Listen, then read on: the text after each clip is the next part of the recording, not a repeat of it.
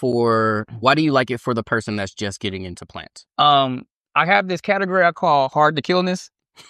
And on the scale of like 1 being it's easy as fuck to kill, 5 is you gotta damn near murder it, I give it a 5. All right, folks, welcome to the OK Bet Plant Corner, where Ayati and I break down and give plant reviews, plant care tips, and just talk generally about our love for plants.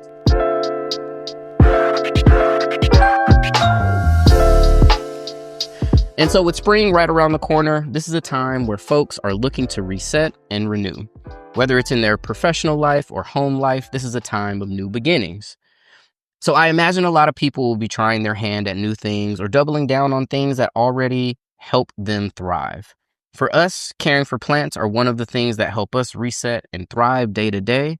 So we thought it would be cool, as a couple of homies that love plants, to give our recommendations on plants that can thrive in your home with very low maintenance while also elevating the aesthetic in your home.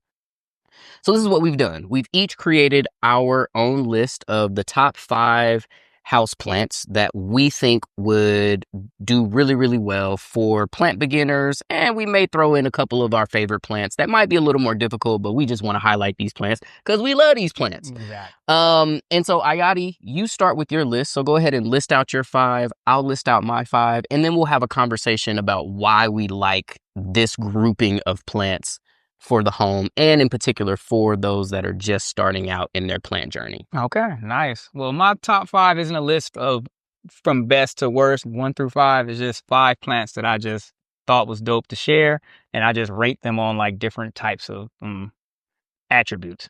My top 5 is the ponytail palm, the aloe vera, the pothos, the orchid, and the mango tree. Okay. And then my top 5 is also the pothos, also the orchid. And then I love a good ZZ plant. I love a snake plant. And then I'm always here for a beautiful monstera. All right.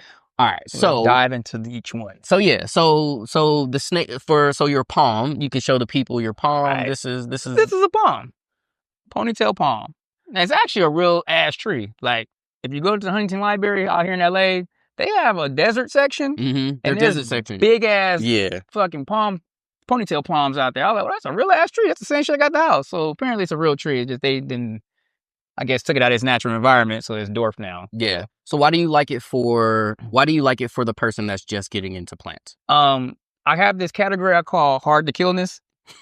And on the scale of like 1 being it's easy as fuck to kill, 5 is you gotta damn near murder it, I give it a 5. Yeah. You just can't kill this shit. It's my neighbor's plant. When he moved, my old Jamaican homie, he went back to Chicago and was like, you want some plants? He gave me this shit. It was in bad shape. I ain't took care of the shit, but it's still here. And this is like 3 years when I first moved into this building. Still alive. And I think the thing about this plant, and really all of these plants that we're highlighting, is that it looks like you've been taking care of it, even though you really haven't. And I would say the same thing is true for the ZZ plant. Like I have a ZZ plant at home. So this is a ZZ, y'all. You can spin it if you need to. And so you can see like it has really thick foliage, but it also has, it's just really, really beautiful. They grow big. There's a black version of this called the Black Raven or the Raven ZZ, which is super, super tough.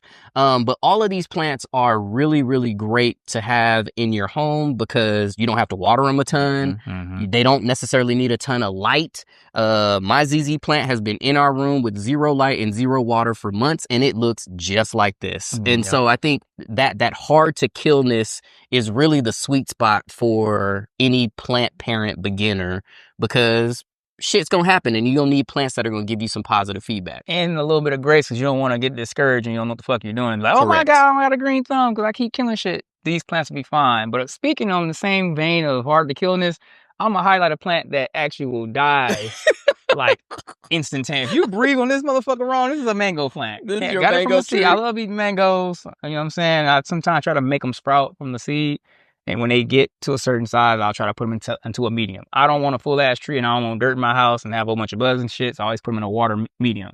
I only got 2 out of like 100 fucking mangoes that survived in water. I brought this small one because it's easier in camera, but my bigger one is about 18 inches and 3 years old. Your big one is nice, bro. But they don't get no bigger than a fucking, the medium that you put them in. Right. But this shit is hard as fuck to kill. I mean, hard as fuck to keep alive because it's not meant to be in water or liquor, and it shouldn't be in this little ass vase. So that thing dead. But I mean, hey, they rocking and rolling, so I like it. It's my personal best, but I would definitely recommend if you don't know what the fuck you're doing, don't get it. Yeah, don't start with the mango. Now, what I will say is, because I feel like the mango tree is similar to the orchid in this regard, right? Go ahead and grab that. The orchid which is like, that's my jam. Like, anybody that know me, anybody that follows me on my personal social media knows that like orchids is my thing. And what I love about orchids is, number one, they are super resilient. These mugs will not die on you. It takes a lot for an orchid to die. I found these shits in an alley in Santa Monica at a side at work. Right. So shit's still alive. And what I love about orchids is, obviously you get flowers. You got to work for those flowers, right? But the care for these plants are relatively minimal if you just water consistently and give appropriate light. And the beautiful thing about these orchids, or this particular species of orchids, they are considered low light orchids. So they don't necessarily need the same amount or same intensity of light as some of the other orchids. So they fit really nicely in any home setting. And again, my personal favorite, because I love the flowers. Once they flower typically for 3 or 4 months if you're consistent with your care. And they're just really generally just great house plants to have. And then I think one of the other really great benefits of this particular crop of plants, and plants like the snake plant, and this is a whale fin right here, is that they actually contribute to the overall air quality and improve the air quality within your home and within your environment. Yeah. And so these are all great. These are great reasons to have plants, especially with us being out here with all these fires and just like the general air quality in high concentrated metropolises. So yeah, man. So anything else you want to add, bro? Just to recap, a bunch of the hard to killness. The one he just put down is hard as fuck to kill a snake plant.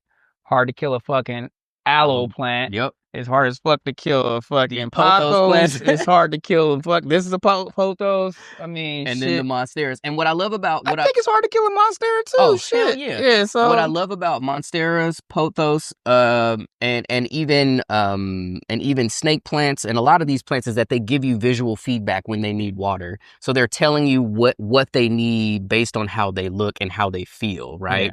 Yeah. But at the same time, like, these really elevate the aesthetic in your room, and these monsteras get huge, like huge, and these pothos get huge. And you can really elevate the space in your home by creating, you can create living walls. Like this, Ayati had this pothos literally trailing across his ceiling. Yeah. How long was it? Like 50, 60 feet or something like that? 15 feet across. It went back like 4 times. Yeah. So it could have been like 60 feet. Yeah. I don't know. The damn thing was just going back and forth. Right. So. And you would literally walk into his apartment and be like, dang, I'm in a jungle. Like all we missing is a soundtrack. You know what I'm saying? Like, real talk.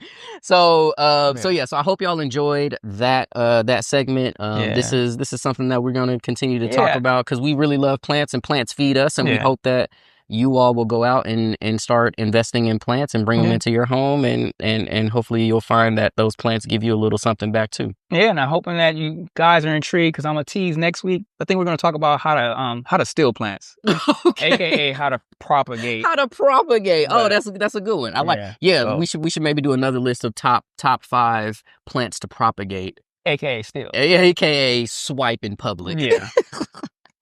Awesome, man. Good stuff, bro. For sure. Wow. All right, cool. Well, we so appreciate y'all watching, listening, tuning in. Make sure you go out and like, subscribe, share, comment. Let us know what you think about the different aspects of the show. We're absolutely excited about where we are with our current OK Bet product, and we are going to be ever evolving and ever changing. So every episode might be just a little bit different, and we're excited about it. So we love y'all. We appreciate y'all, and as always, Ayati, stay casual.